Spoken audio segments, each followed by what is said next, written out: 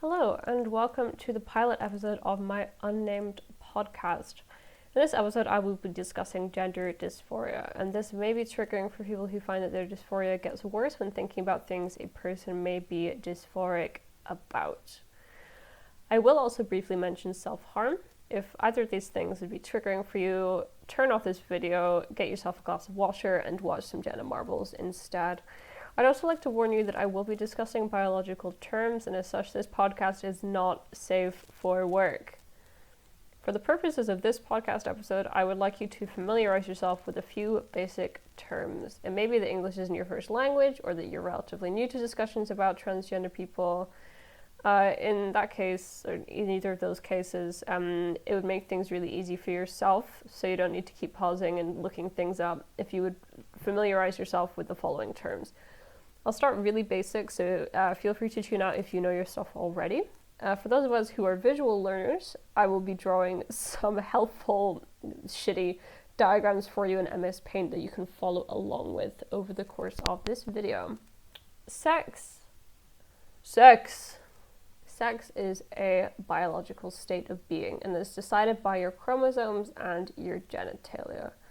There are three labels for sexes, being male, female, and intersex. You may have heard the term hermaphrodite before in relation to your biological sex, and this is a term for intersex people that has been retired.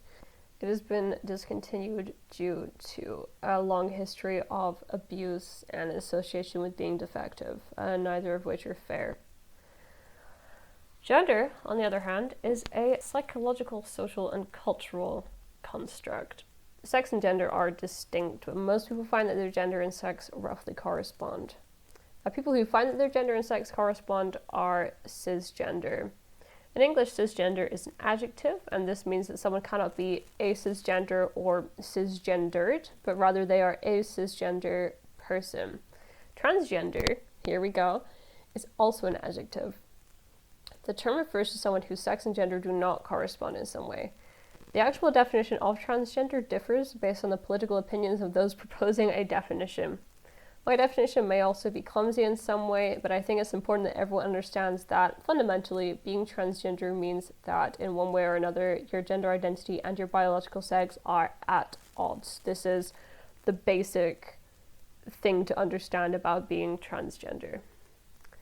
So there are a number of ways, yippee, that you can be at odds with your biological sex. You may have heard the term dysphoria before. It's in the title of this video, which is a good start. Gender dysphoria is psychological distress caused by incongruence between your assigned sex at birth and your gender identity. Those are a lot of words.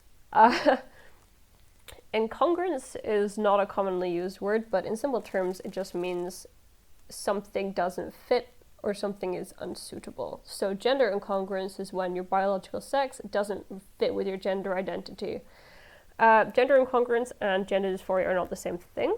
Gender incongruence doesn't require there to be distress. In the instance of distress, the term would be gender dysphoria. And now that we're done with definitions, I can get into some hot trans takes. First of all, hello, I'm Charlie. I'm a transgender person and I experience gender dysphoria.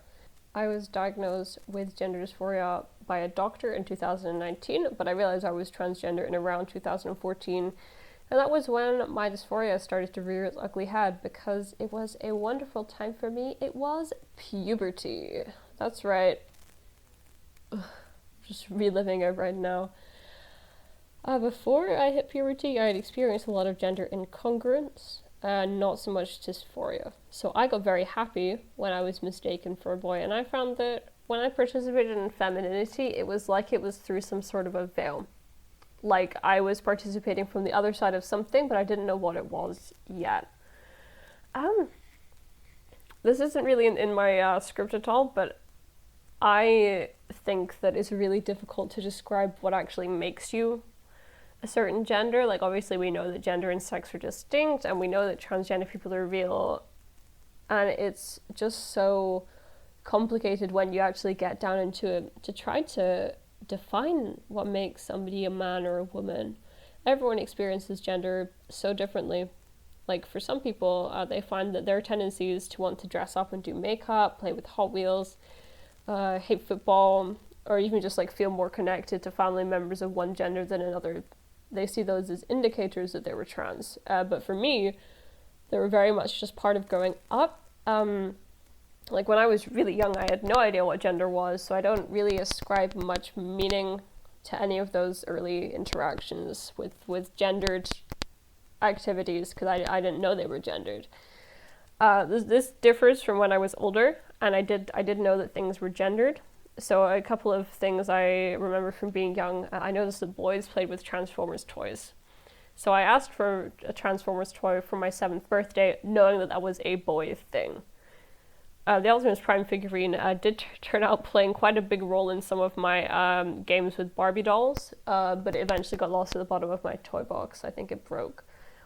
I also noticed the boys were allowed to play around in the grass and like kick puddle water at each other and just generally be a bit gross. So I also did those things, which kind of sucked for my mum because she was the one who had to clean my school uniform. Sorry, Mum.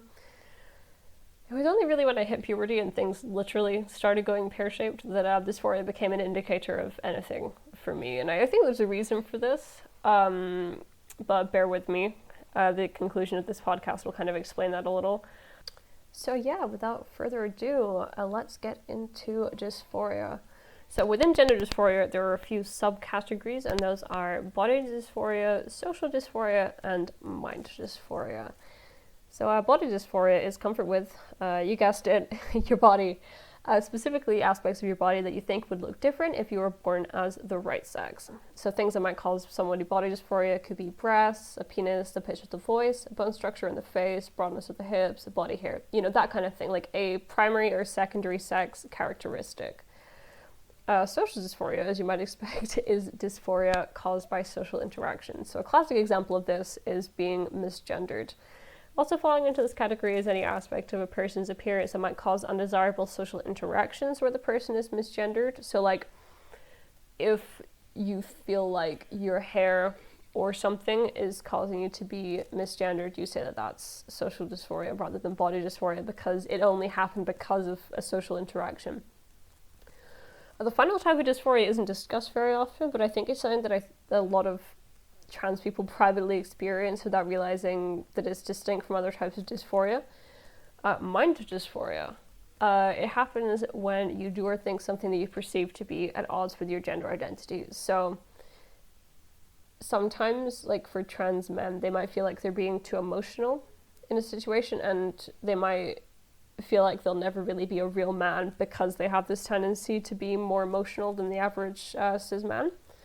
Misgendering yourself in your head and the emotional distress that this causes is also counted as mind dysphoria. I have to admit I do still misgender myself in my head sometimes. It's a force of habit. It's so difficult to break the habit if you've been raised as one gender for your whole life with one whole set of pronouns, and you switch, even if it's the best thing for you. It's a habit, and you have to break it. This is a tangent. Back to the podcast. Before I get into the topic of this podcast title, I need to make sure that I don't in any way trivialize dysphoria, because I'm saying how much of gender dysphoria is transphobia. I'm basically saying not all dysphoria is unavoidable, and I really don't want to make it seem like dysphoria is something you can very easily talk yourself out of. For the benefit of any cisgender or non-dysphoric listeners who know the theory but don't have a frame of reference for how bad dysphoria actually is, I can say with all confidence dysphoria is one of the most disgusting feelings I have ever experienced. It's like a gut punch right on your stomach, and it makes you feel sick. In dysphoric moments, I hate my body and my mind more than my worst enemy, probably. I don't want to leave my house, I don't want to talk to people, I don't want to be perceived at all. I spent most of my teenagehood avoiding mirrors so that I didn't want to hurt myself. I'll now return to the topic of the podcast. If you think about the characteristics of gender dysphoria, particularly social and mind dysphoria, you will notice that some of these issues seem to be caused by other people or the world that trans people are raised in. I can see this when I start to look back on my own childhood. I started resenting feminine pastimes because I felt like those made me a girl, and I didn't like that, but I didn't really know why. So what if for a moment we imagine that these triggers just go away? Poof. Imagine that we aren't raised with gender pastimes, we're taught that bodies can look any which way, we learn to ask for pronouns when we meet somebody for the first time alongside asking for their name and their job. What would be left to cause dysphoria? Our genitalia, first and foremost.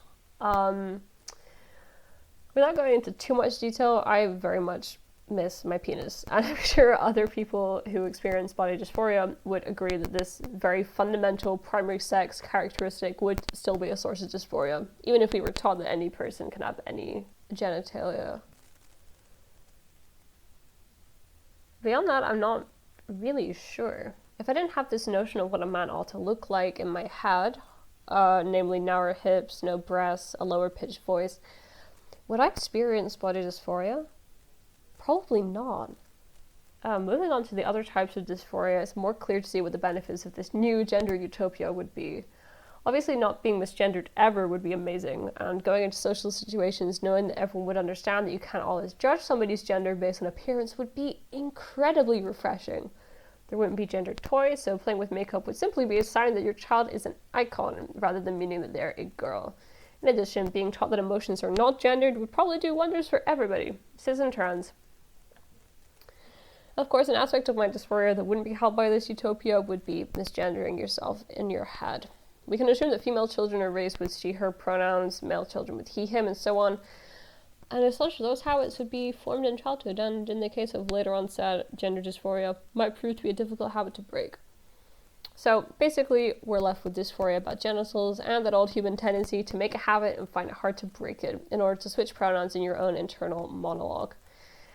Now, sadly, we must return to our current world where broad hips, a low-pitched voice, body hair, and the like thereof, and liking trucks are all gendered.